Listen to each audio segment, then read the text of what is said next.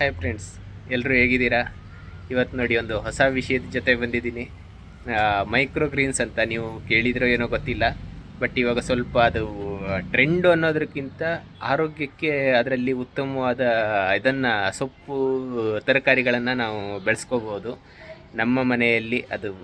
ಅದಕ್ಕೇನು ದೊಡ್ಡದಾದ ಜಾಗ ಬೇಕು ಅಂತ ಇಲ್ಲ, ಇರೋ ಜಾಗದಲ್ಲೇ ನೀವು ಬೆಳ್ಕೋಬೋದು. ನೋಡಿ ಹೇಗೆ ಅಂತ ತೋರಿಸ್ತೀನಿ. ನಮ್ಮ ಅಪ್ಪಾಜಿ ಇದ್ದಾರೆ, ಅವರೇ ಫುಲ್ ಎಲ್ಲ ಅದನ್ನ ಬೆಳೆದು ಇದು ಮಾಡಿದ್ದಾರೆ. ಈ ರೀತಿ ಮಾತಾಡ್ಸೋಣ ಅವ್ರನ್ನೇ, ಏನು ಹೇಗೆ ಎತ್ತ ಅಂತೆಲ್ಲ ಅವ್ರ ಹತ್ರನೇ ಕೇಳೋಣ. ಇದ್ರ ಬಗ್ಗೆ ಮೈಕ್ರೋ ಗ್ರೀನ್ಸ್ ಹೆಂಗೆ ಬೆಳೆಯೋದು ಏನು ಫಸ್ಟ್ ಒಂದು ಸರಿ ತೋರಿಸ್ಕೊ ಬಂದುಬಿಡುತ್ತೆ ನೋಡಿ.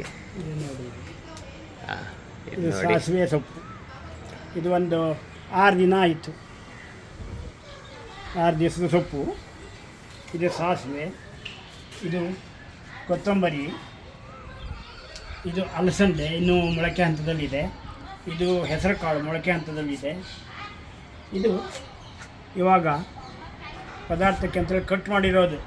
ಇಷ್ಟು ಚಿಕ್ಕದಿರಬೇಕಿದ್ರೆ ಕಟ್ ಮಾಡೋದು. ಸಾಮಾನ್ಯ 10 ದಿನ 12 ದಿನದ ಒಳಗಡೆ ಇದನ್ನು ಉಪಯೋಗಿಸೋದು.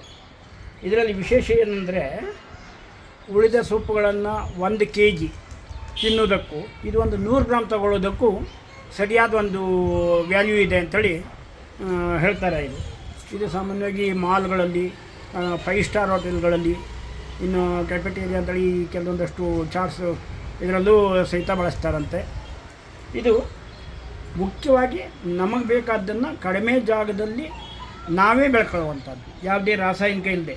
ನಾನು ಇದಕ್ಕೆ ಹಾಕಿರೋದು ವರ್ಮಿ ಕಾಂಪೋಸ್ಟು, ಸ್ವಲ್ಪ ಸುಡುಮಣ್ಣು ಹಾಕಿದ್ದೇನೆ, ಆನಂತರ ಕೊಕ್ಕೋ ಗುಡ್ಡೆ. ಇದಿಷ್ಟೇ ಸಾಕು, ಬೇರೆ ಏನು ಹಾಕಿದರೆ ಬೇವಿನಿಂದ ಹಾಕಿದರೆ ಒಳ್ಳೆಯದು. ಯಾಕೆಂತಂದರೆ ಬೇವಿನಿಂದ ಅಥವಾ ಮಣ್ಣಿನಿಂದ ಬರುವಂಥ ಯಾವುದಾದ್ರೂ ರೋಗ ಇದ್ದರೆ ತಡೆಗಟ್ಟುತ್ತೆ. ಅದು ಇದೆಲ್ಲ ಯಾವುದು ನನಗೆ ರೋಗದೊಂದಿದು ತಾಗಿಲ್ಲ ಇನ್ನು. ನಾನು ಪ್ರಾಯೋಗಿಕವಾಗಿ ಮಾಡ್ತಾ ಇರುವಂಥದ್ದು.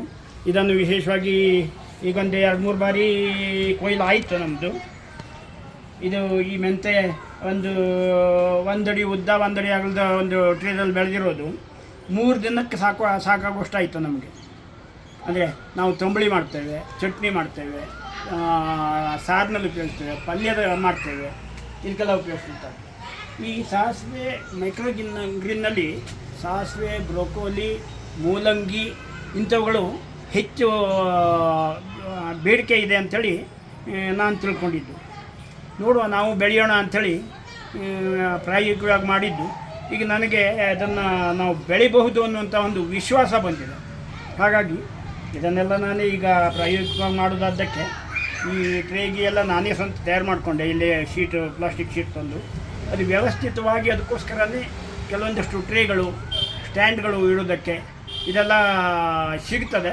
ಅದು ನಮಗೆ ಕಾಸ್ಟ್ಲಿ ಆಗ್ತದೆ ಅಂತ ನಾನು ಈಗ ಪ್ರಾಯೋಗಿಕವಾಗಿ ಮಾಡಬೇಕಿದ್ರೆ, ಅಕಸ್ಮಾತ್ ಆಗದೇ ಇದ್ದರೆ ನಮಗೆ ಬೆಳೀಲಿಕ್ಕೆ ಸಾಧ್ಯ ಆಗದಿದ್ದರೆ ಅದೆಲ್ಲ ವೇಸ್ಟ್ ಆಗ್ತದಲ್ಲ ಅಂಥೇಳಿ ಮಾಡಿಕೊಂಡೆ. ಈಗ ಅದನ್ನು ವ್ಯವಸ್ಥಿತವಾದ ರೀತಿಯಲ್ಲಿ ಮಾಡಿ ನೋಡಬೇಕು, ಮುಂದೆ ಕೆಲವು ಮಾರಾಟದ ವ್ಯವಸ್ಥೆಯನ್ನು ಮಾಡಲಿಕ್ಕಾಗ್ತದೆ ಅಂತ ನೋಡಬೇಕು ಅನ್ನುವಂಥ ಒಂದು ಆಲೋಚನೆ ಇದೆ. ಇದಕ್ಕೋಸ್ಕರ ಜಾಗ ಭಾಳಷ್ಟು ಬೇಡ, ಇಷ್ಟೇ ಜಾಗ ಸಾಕು, ಒಂದು 10 ಅಡಿ ಜಾಗ ಸಾಕು, ಆರಾಮಾಗಿ ಬೆಳಿಬೋದು. ಇದರಲ್ಲಿ ಸಹಿತ ನಾನು ಒಂದು ಬಾರಿ ಹುರುಳಿ ಮಾಡಿದ್ದೆ, 2 ಬಾರಿ ಹುರುಳಿ ಮಾಡಿದ್ದೆ. ಇದರಲ್ಲಿ ಫುಲ್ ಹುರುಳಿ ಮಾಡಿದ್ದು ನಮಗೆ ಸಾಮಾನ್ಯ 5 ದಿನ ಸಾಕಾಯ್ತು. ಇದು ಒಂದು ಇದರದ್ದು 5 ದಿನ ಸಾಕಷ್ಟು ಪದಾರ್ಥಕ್ಕೆ ಸಾಕಷ್ಟು ಸೊಪ್ಪಾಯಿತು ನಮಗೆ. ಅಂದರೆ ಕಡಿಮೆ ಜಾಗದಲ್ಲಿ ನಮಗೆ ಬೇಕಾದಷ್ಟು ಬೆಳ್ಕೋಬೋದು ಅಂತೇಳಿ. ಇದು ನೋಡ್ಲಿಕ್ಕೆ ಸಣ್ಣ ಟ್ರೇ ಆದರೂ ಸಹಿತ ಇದು 2 ದಿನಕ್ಕೆ ಸಾಕಷ್ಟು ಬರ್ತದೆ ನಮಗೆ. ಈ ಸಾರಲ್ಲಿ ಸಾಂಬಾರಲ್ಲಿ ಉಪಯೋಗಿಸೋದಿರಲಿ, ಅಥವಾ ನಾವು ಸಾಸಿವೆ ಅಂತೇಳಿ ಮಾಡ್ತೇವೆ, ಅಥವಾ ತಂಬಳಿ ಅಂತೇಳಿ ಮಾಡ್ತೇವೆ, ಅದಕ್ಕೆ ಉಪಯೋಗಿಸೋದಿದ್ದು ಇದು 2 ದಿನಕ್ಕೆ ಸಾಕು. ನಾವು 4-6 ಮಂದಿ ಇದ್ದೇವೆ, 6 ಮಂದಿಗೆ 2 ದಿನ ಸಾಕು. ಇದಕ್ಕೆ ನಾನು ಹಾಕಿರೋದು ಎಷ್ಟಪ್ಪ ಅಂತಂದ್ರೆ 1 ಚಮಚ ಸಾಸಿವೆ ಕಾಳು, 1 ಚಮಚ ಸಾಸಿವೆ ಕಾಳು, ಉಳಿದಂತೆ ಒಂದು 50 ಗ್ರಾಮು ಎರೆಗೊಬ್ಬರ, ಹೀಗೆ ಕೋಕೋಪಿಟ್ಟು ಇಂಥದ್ದೇ ಉಪಯೋಗಿಸಿದೆ, ಬೇರೆ ಏನನ್ನೂ ಉಪಯೋಗಿಸಿಲ್ಲ. ಭಾರಿ ಆರಾಮಾಗಿ ಬೆಳಿಬೋದು. ನಾವು ಇಲ್ಲಿ ಬೆಳ್ಕೊಂಡು, ಈಗ ಪೇಟೆಯಲ್ಲಿದ್ದರೂ ಸಹಿತ ನಾವು ಬೆಳ್ಕೊಂಡು ನಾವು ರೋಗಮುಕ್ತವಾದಂಥ ಅಥವಾ ರಾಸಾಯನಿಕ ಮುಕ್ತವಾದಂಥ ಒಂದು ತರಕಾರಿ ನಾವು ಊಟ ಮಾಡ್ಬೋದು. ನೀವು ಟ್ರೈ ಮಾಡಿ ನೋಡಿ. ಅದಕ್ಕೆ ಬೇಕಾದರೆ ನನ್ನದೇನಾದರೂ ಸಲಹೆ ಬೇಕಿದ್ದರೆ ಕೊಡ್ಬೋದು. ನನ್ನ ಅನುಭವವನ್ನು ಟ್ರೈ ಮಾಡಿ ನೋಡಿ. ನಿಮ್ಗೆ ನೀವೇ ಬೆಳ್ಕೋಬಹುದು.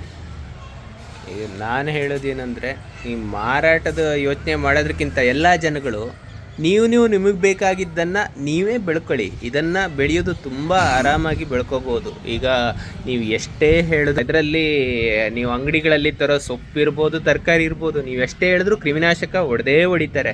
ನೀವು ಎಷ್ಟೇ ಬೇಡ ಅಂದ್ರೂ ಅದರಲ್ಲಿ ಏನೋ ಒಂಥರ ರಾಸಾಯನಿಕದಲ್ಲಿ ಎತ್ತಿಡ್ತಾರೆ, ಅದು ಎನಿ ಟೈಮ್ ಫ್ರೆಶ್ ಆಗಿ ಕಾಣಿಸ್ತಾ ಇರುತ್ತೆ. ಸೊ ಆ ಥರದ್ದನ್ನು ಆದಷ್ಟು ಅವಾಯ್ಡ್ ಮಾಡಿ.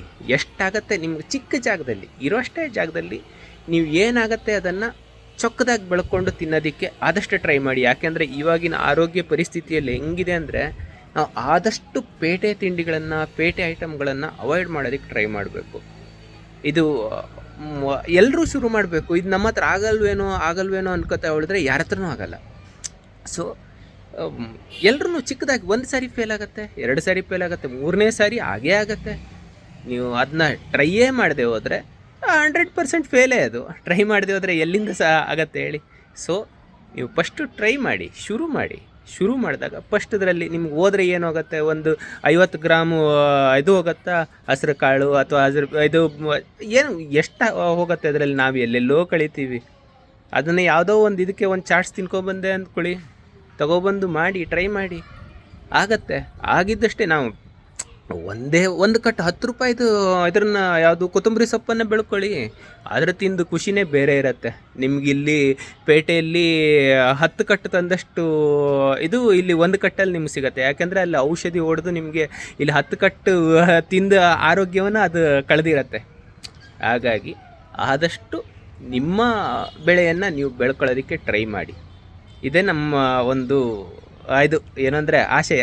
ನಮ್ಮ ಆಶಯ ಅನ್ನೋದಕ್ಕಿಂತ ನಾವು ಚಿಕ್ಕದಾಗಿ ಮಾಡ್ತಿದ್ದೀವಿ ಅದನ್ನು ನಿಮ್ಗೆ ತೋರಿಸೋದು ಏನಕ್ಕೆ ಅಂದರೆ, ಮೇನ್ ಇದನ್ನು ಇನ್ಸ್ಪೈರಾಗಿ ತೊಗೊಂಡು ನೀವು ಯಾರಾದರೂ ಒಬ್ಬರು ನಮ್ಮ ಇದರಿಂದ ಒಂದು 4 ಜನ ಮಾಡಿದ್ರೆ ಅದೇ ನಮಗೆ ಖುಷಿ ಅಷ್ಟೇ. Thank you. ಟ್ರೈ ಮಾಡಿ. ನಮ್ಮ ಚಾನೆಲ್ನ ಸಬ್ಸ್ಕ್ರೈಬ್ ಮಾಡ್ಕೊಳ್ಳಿ, ಲೈಕ್ ಮಾಡಿ ನಿಮ್ಗೆ ಇಷ್ಟ ಆದರೆ ಅಷ್ಟೇ.